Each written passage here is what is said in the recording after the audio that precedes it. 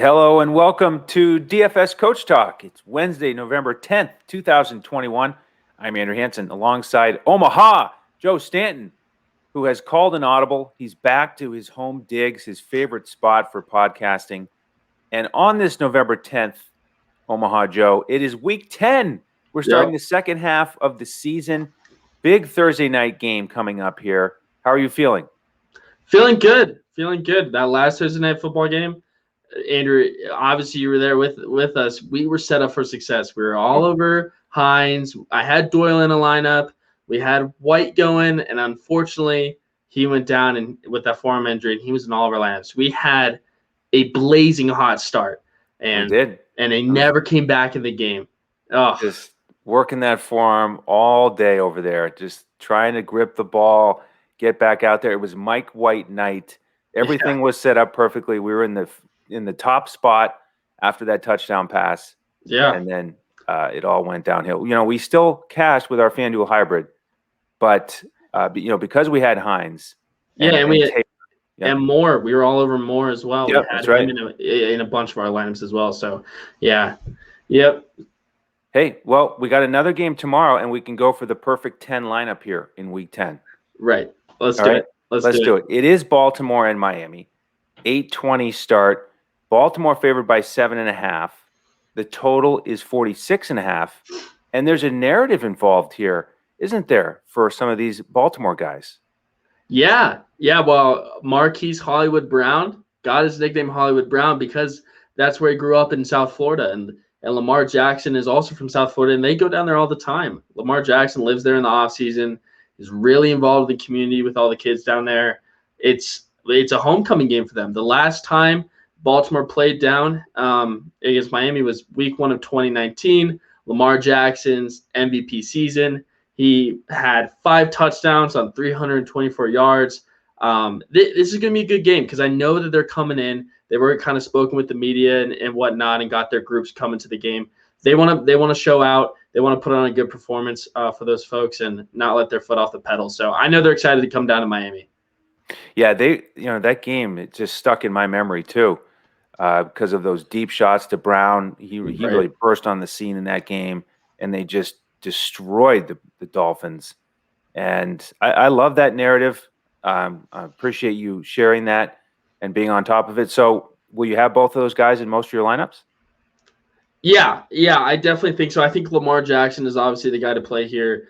He cost the most. He's $17.5K on FanDuel, which is just way expensive, but I think you got to go there. He passed for 266 yards, 3 touchdowns, 2 interceptions against the Minnesota Vikings in that OT game, but he also ran for 120 yards on the ground. An impressive running performance. He's had 2 games in a row with 85 yards rushing and 4 consecutive games with 50 yards plus rushing. So I think he's primed here to have a great game. Miami's defense is a little above average, but they've been letting up some, big time plays. And actually, they're the worst in the AFC in their third down conversion. They're letting up 48.8% of their third down conversion. So overall, I just think Lamar Jackson is primed here, and I don't think Miami's going to be able to stop him.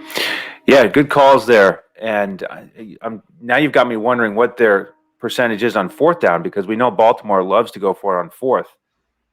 So 3 might not even be enough. So I do like their chances to move the ball here. Quarterbacks have had a lot of success against Miami. Tom Brady, 411 and 5 scores. Matt Ryan, even 336 and 2. Yeah. And then Lamar, that was, by the way, the 10th time he's run for over 100 yards, which ties the all-time record with Michael Vick. So maybe he'll just go and try to break it here tomorrow night. Yeah, absolutely. Yeah, they just look at a really good spot here. And like I said earlier, I don't think they're going to let their foot off the gas when they get up in this game. So excuse me. And with that same point, I think Marquise Brown is in a great position as well for the Ravens. He has a 23% target share in that last game. He's good to go. He was a little questionable here early in the week, but he had a couple full practices. And the Miami defense is the 3rd worst pass defense. They're letting up 281 yards per game. Marquise Brown has seen 8 red zone targets on the season. So as the number 1 wide receiver out of this backfield, and with such a defense that's letting up that many yards, I think a pair here of Lamar Jackson and Marquise Brown is it's almost a lock for me in my lineups, Andrew. Yeah, me too. So what about the rest of these pass catchers? Yeah, so Sammy Watkins has a good chance of playing. He was a full participant in Wednesday's practice. So he'll probably be slotted in as that third wide receiver. I think he will probably split time with Duvernay. I'm not too excited for either of those guys. I would say the guy that I'm most excited for is Rashad Bateman. Rookie, first-round pick, battling that groin injury coming in, but he's had a 19% target share. And over the last 3 games, he's had 12 receptions for 161 yards. And even in that last game, it was a tie ball game. They were doing a late-minute drive, and they trusted him in that spot. He had a one-handed catch when Jackson went to him. So that was actually kind of my take a while back when I said KJ Osborne's going to come out firing. It was the game before they went to him in the fourth quarter on a fourth down on just a crucial play. So I think Bateman is getting really comfortable in this offense really fast, and I really like him in this one. So I think a Bateman you can play in your cash, you can play in your GPP, but I think Bateman would be my next favorite wide receiver out of this backfield. Andrew, what do you think? Yeah, I agree. I think Watkins is a real X factor here as the veteran coming back from injury. How healthy is he? How many snaps is he going to get? And I'm with you. I really like how Bateman looked last week. Quick, really involved in the offense. And the problem here is that Baltimore runs a lot of plays with just the 2 wide receivers. So that's why we need to know how healthy Watkins is and how much is he going to play. Will he take away from Bateman on those plays? When they go to that third receiver, I think those will be the 3 guys out there the most. Right. And I bet Baltimore's fired up to see how that's going to look, because that's going to be tough to defend with that terrific rushing attack. We haven't even got to Mark Andrews yet.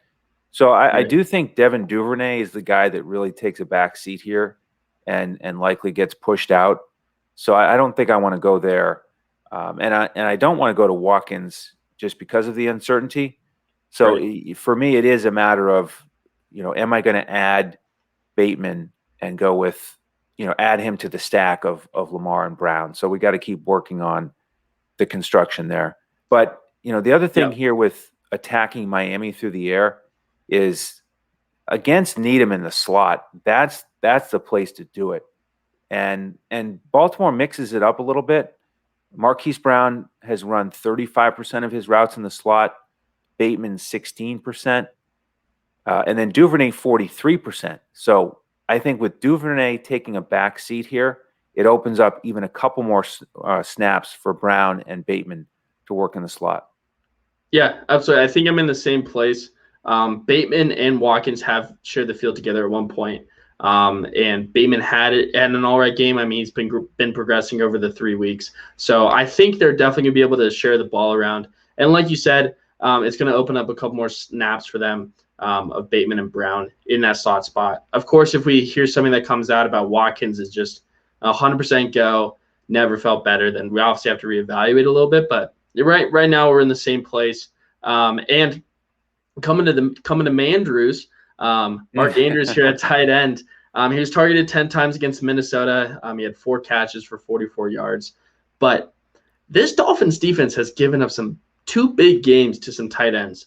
Kyle Pitts had over 200. Well, the whole tight end core had over 200 yards against the Dolphins. And in the Colts matchup, the tight end room had two touchdowns as well. So Mark Andrews actually grades out as one of the best offensive grades against Brandon James at the linebacker position. So I think Mark Andrews bounces back here and actually has a great day. He's the second option behind Brown. And although he is priced up, I think I would still prefer Brown over Mark Andrews, but Mark Andrews lets you get different, and I think he could have a really good day. Yep, well said. Totally agree. How about these running backs here? We've got the old guard now with Freeman and Bell kind of taking over that backfield because Latavius Murray doubtful here as we record this on Wednesday night. Yeah, so actually something interesting that just came out for the Ravens is that Nick Boyle, who hasn't played since last season, he's active, and he's one of the best blockers in the NFL and at the tight end position. So it just strengthens that O line for the Ravens, helps the passing game, give Lamar Jackson a couple more minutes, or not minutes, seconds to throw, and it opens up the running game as well. There's going to be a couple more holes. So between the two, the prices are pretty similar. Le'Veon Bell is a little cheaper, but I like Devontae Freeman just as the offensive snaps keep climbing as Latavius Murray's out. Freeman's that guy at the backfield. He had 13 carries last week. Le'Veon Bell had 11, but Freeman definitely did a little bit more with his carries. It was 79 yards and a receiving touchdown. He's had 3 games in a row with a touchdown. So I think Devontae Freeman would be the running back I would go to. With that being said, on PFF, Miami has the 4th best run defense, but they have one of the worst tackling grades. So I like how Devontae Freeman is running the ball, where he's having some defenders miss, and he's basically trucking through some folks. So I think Devontae Freeman's in a good place, and I prefer him over Le'Veon Bell. But a priority for me is the pass catchers here on Baltimore. Yeah, me as well. One other thing from the eye test here was watching Miami last week. They gave up some big holes early for Houston to run through. And if you just look at the box score, you're not going to see much in terms of the rushing game from Houston, because it's Houston. Let's be honest. So I do think there's opportunity there. And I also am with you that I do lean Freeman. But you don't have to go to that spot. If you load up on this passing game, right. You may not have a spot from one of those backs. I do also want to mention here Patrick Ricard, who can be a thorn in the side here of these showdown slates, because he's often, liable to get a catch or two, even a touchdown. And he was featured on one of those drives last week, ended up with 3 catches and a touchdown, and he's really cheap on both sides. So if you're playing a GPP, keep him in mind. But I'm glad you mentioned Boyle. He's officially questionable right now, but if he's out there, that could take away from Ricard. Ricard is this big fullback who's, sometimes he's more like a tight end. He even lined up out wide a couple times last week. So they've got a lot of weapons, is the bottom line. Yeah, absolutely. I've Nick Boyle as a full, if not 90% participant in today's practice on Wednesday. So they activated him off the IR. I think they expect him to be out there, but yeah, like you said, there's just a lot of weapons. That running back room is a little more split, and on these showdown sort of lineups, it's not my best interest to go to a split running back room, but that's also how you win your GPP. So I think that goes to say. Yep. Okay. Awesome, Andrew. Well, before we jump over to the Miami side, I'd love to tell our viewers a little bit about what we have going on at DFS Coach Talk. You see that up in the top left. Come join us at dfscoachtalk.com. We'll get you in our Discord. We give out full FanDuel lineups, a DraftKings clipboard, and a full Yahoo lineups as well. And you get to join the community. You get to talk with all of us, ask your questions, see where we edge and what our justification are for our picks. And we have a various amount of subscription options. You can do a 3-day pass, do a 5-day pass, month-long, season-long, really whatever's going to fit your fancy. And we're having a lot of fun. We just had a 367-point NBA. When you jump in, you get all of our sports. It's not just NFL. And you can find, again, all that information on dfscoachtalk.com, as well as our Twitter, DFS Coach Talk. Yeah, absolutely. And then the stats here, some of them that we've been mentioning, are courtesy of our partners at Pro Football Focus. And that's another thing that comes with your membership is you get those insights. We share those in our Discord. John Wiehausen, our analytics master, is running that part of things. So, join us at dfscoachtalk.com. Pick up these Thursday lineups here tomorrow, and then you get all the other sports as well. Yeah. Yep. I'll mention one last thing, Andrew. Like and subscribe. It means the world to us over here on YouTube. We're also on Spotify and any podcast provider. But Andrew and I are always on YouTube, and feel free to chat with us down in the comments. If you have questions, we're happy to respond. But if you are enjoying the podcast and enjoying this information, please give a like and subscribe because it makes our hearts smile. Absolutely. All right. what's going to make us smile here on this Miami side? Not a ton. Okay, that's my opinion here. They are 2-7, big underdogs, as we mentioned, 7.5 points at home. Yeah, they beat Houston 17-9, but what an ugly game. Nothing really impressive from the Miami side, and we've got Tua questionable, really closer to doubtful here. It sounds like with the finger. So it's looking like Jacoby Brissett again, who's just really sort of an average quarterback. And when he's out there, it's all about the short passes. They just don't take deep shots. They're just trying to possess the ball, slowly move the ball down the field. It's just not really a dangerous offense. Yeah. So, I just don't think they match up too well here with Baltimore. Because the thing is, the way to attack Baltimore is through the air. And we've had these quarterbacks with big games, especially with yardage. Wentz and Burrow and Carr, all over 400 yards passing. But I just don't see Brissett getting there because of all the dink and dunk. I mean, their deep guy is Mac Hollins right now. He's their outside receiver, right? Quote unquote deep threat, because they've got Jalen Waddle running all the short routes. I do like Waddle here. He's my favorite play for Miami in this game, especially on DraftKings at 8,200. He's really strong in PPR. Lots of high target, high catch games. Not big on yardage, but you can actually have him as your captain on DraftKings. I'm going to keep playing with it. You can have a guy catch 8 or 9 balls for 80 or 90 yards, even if he doesn't score.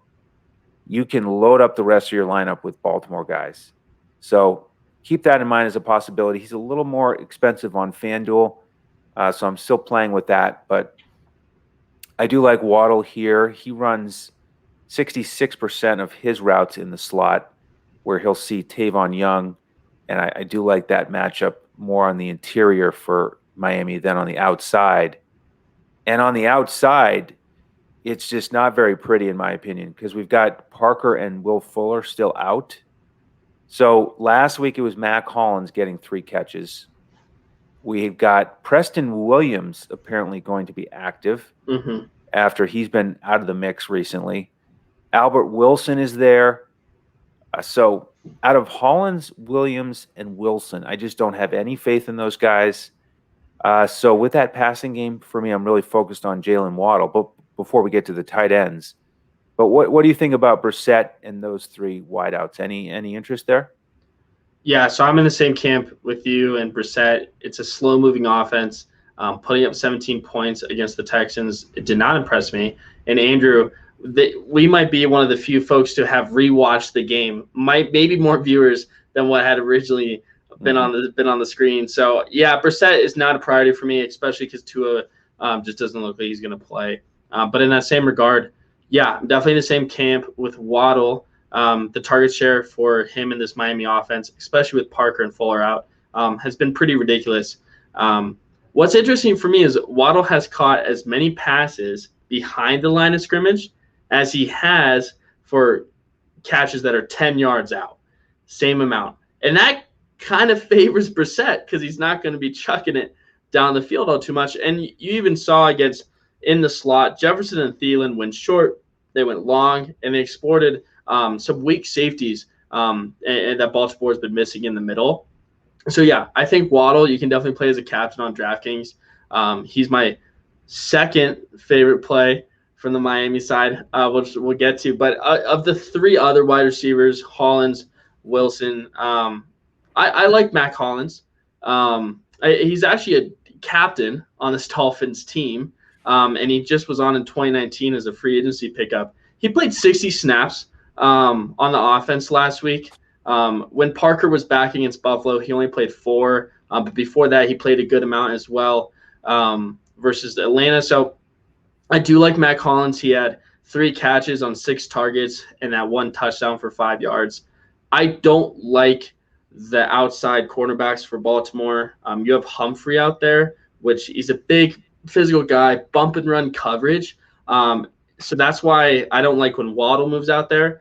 I think Hollins has, from an eye test for me, I really do like the way he's playing. And if he does exploit for a deep ball and, the Dolphins coaching staff just said, hey, Brissett, just let it go, man. Because, at this point, I definitely could see Hollins as a GPP play, especially on FanDuel. He's only 6.5K over there. He's a little more of a median price over there on DraftKings. So if you're trying to get a little crazy, of those three other wide receivers, I like Mac Hollins. Yeah, I think he has the most upside. And with the deep ball, I agree. Minnesota had success there. Jefferson had that 50-yarder over the top, which was nice. So Hollins would probably be that guy. I could see them taking that type of shot. Earlier in his career, he was more prone to make those plays. I just didn't think he had, a lot of juice last week getting separation. It seemed like he was always in tight coverage. He made a couple decent catches, but it's not like Marquise Brown, who's going to be flying past people and he's going to be wide open by 5 yards. Right. So I think it's a bigger challenge to try to connect with Hollins on any type of big play. Yeah, and that's why I think it's that GPP, because it is a lesser percent chance that Hollins has a boom crazy day. But I think he has that higher percentage than the rest of those guys. So agreed. All right, so let's talk tight ends and running backs here. Gaskin, solid game last week, 8 targets, 4 catches, couple really impressive one-handed catches. Mm-hmm. And Baltimore has given up the second most fantasy points to tight ends. Yep. In terms of the rankings. They have played some rather strong tight ends. How about Waller, Kelsey, and Fant? I know who you think is the best out of those three. And then Conklin last week, 5 for 45. That's kind of more where I would project Gaskin in terms of the type of day. He could get more catches than that. So he's in play for me. Mm-hmm. And on FanDuel, they're almost the same price here, Jalen Waddle and Gaskin. Yep. So it may come down to that decision. Where are you leaning? Yeah, so as I kind of mentioned, I think Gaskin is my favorite Dolphins play. In his last 4 games, he went 4 for 54, 3 for 48, 7 for 85, 8 for 115 yards. And I like him. He's been the sneaky tight end 3 this season behind Kelsey and Waller. With obviously Kittle taking a back seat, and you got Logan Thomas with being out. But yeah, I really like his matchup. He has an 8%, PFF matchup edge. Like you said, Baltimore's been giving up a lot, the second most points to tight ends, and that's because they're really hurting in the linebacker and safety position, not as much as those cornerbacks. So I agree with you. I mean, it's 12,500 for Gaskin on FanDuel. It's 12,000 for Waddle. It might just come down to the extra $500. But with Waddle going to be lining up about a third of his time on the outside, 66% in the slot, where Gaskin is going to have a consistent matchup. I think that's where I lean Gaskin. I really like how he's been looking. He's really progressed as the season came on. So yeah, I think either one for sure is going to be in my lineups, and that's where I want to go to on the Dolphin side. Might come down to the 500. But Andrew, that's why we differ. I lean Gaskin a little bit more. Okay. I'm more interested on him in FanDuel because I think he could end up with more yardage than Waddle, even if Waddle has more catches. Mm-hmm. So I'm going to keep playing with that. Also, just want to mention the other tight ends here. If you're playing multiple lineups, looking for a deep GPP play, Durham Smythe, 2 catches last week. Adam Shaheen also caught one. That's the other thing where it makes me worry a little bit about Gaskin, because Smythe had a catch where it took him inside the 5. Mm-hmm. So he could have scored. So just something to mention. They're not huge target guys, but yeah, I would say I'm more worried about Smythe than Shaheen. Yep. Shaheen's snaps, I think 3 games back, he was about at like 73% offensive snaps. Then went to like 60, and then last week was at 48. So he's declining. But like you said, they're like a 1-2 catch guy, but they could steal something. So as a punt tight end play, Smythe would be the one I would go with. Agreed. All right, these running backs. Myles Gaskin is a player I do like in general, especially on DraftKings with PPR. And, he got a lot of touches on Sunday, Joe. Yeah. He had 26 touches, 20 carries, 6 catches on 6 targets, got in the end zone running it. What is he going to have left? Because he's a smaller guy, and so he took a lot of shots here. Quick turnaround, not a great matchup in terms of yardage. Running it against Baltimore, Dalvin Cook's the only guy who's run for over 100 this year against Baltimore. So I'm not looking at Gaskin to have a big running day. I think the way that he could hit value is catching it. So he's an option, but he's a little bit pricey for me to really be focused on that. And then we've got Salvin Ahmed in the picture. He had a few carries. Laird was out there a little bit as well. But Gaskin for me right now is a guy that I like more in other weeks. And I'm not particularly fired up about him because we can't play all the good players, right? Right, exactly. And I think you hit the nail on the head when you said Myles Gaskin could hit value. And that's because he's just priced up so much. I think that's the risk you play because even if he gets to value, I don't think he crushes it. I don't think he surpasses it unless he has, this crazy touchdown day. But he's not going to be on the ground. Last game he had 5 catches out of the backfield for 71 yards and a touchdown. So he's a good player. I agree with you, but I think the only way he gets it done is in this passing game. It's going to be hard to run, and like you said, he had 26 over there on Sunday. So I definitely see them maybe giving a couple less attempts to him. So yeah, I'm in the same boat on Gaskin, just a little too priced up, and I'm not confident in the running game and them doing it on the ground. Okay. Well, we better talk some kickers here before we wrap up, Joe. We gotta. Yep. We gotta. Is there any debate with possibly the greatest kicker of all time in Justin Tucker? Yeah, Matt Prater's pretty good. He was pretty good on the Broncos. Andrew. Well, he's not playing in this game, is he? No. Yeah, dude, Tucker's been insane this year. But when I pick my showdown lineups, I want to pick the kicker on the team that I don't think is going to be able to get down the field. Obviously field goals are worth more than extra points. So I like Sanders. You could go Tucker just because he can kick from anywhere. He's just, that good of a kicker. But probably for me, I like Sanders if you had to go with the kicker. I don't think it's necessary in this matchup though. But that'd be who I favor. Yeah, I agree there. And that's how I usually play it as well. But Tucker is just a league of his own. Yeah. And there is a lineup construction that I've got going on DraftKings right now where he fits. Nice. And it does come down to the kicker, and I am kind of leaning Tucker, just because if they blow him out, this could be a situation where Baltimore scores 7 times and Miami scores twice. Yeah. So yeah, I mean, I could 6 extra points does beat a 1 field goal. Right. So yeah, I definitely think this might be where we flip the script. Maybe we do go with the kicker on the winning side of the ball. Okay, well, we're going to sort that out here in the next 24 hours before kickoff and get these lineups to our members. Full lineups on FanDuel and Yahoo, core lineups on DraftKings for the cash lineup and the GPP. And join us this weekend for our main slate podcast as well as the primetime podcast for the Sunday, Monday night games. Joe, any final thoughts here? No, I don't think so. I'm ready to get after it. Second half of the NFL season's upon us, and we're going to keep crushing it. Absolutely. So thank you all for tuning in. On behalf of the entire DFS Coach Talk team, along with Omaha Joe, I'm Andrew Hansen. We'll see you next time as we look to crush it in DFS.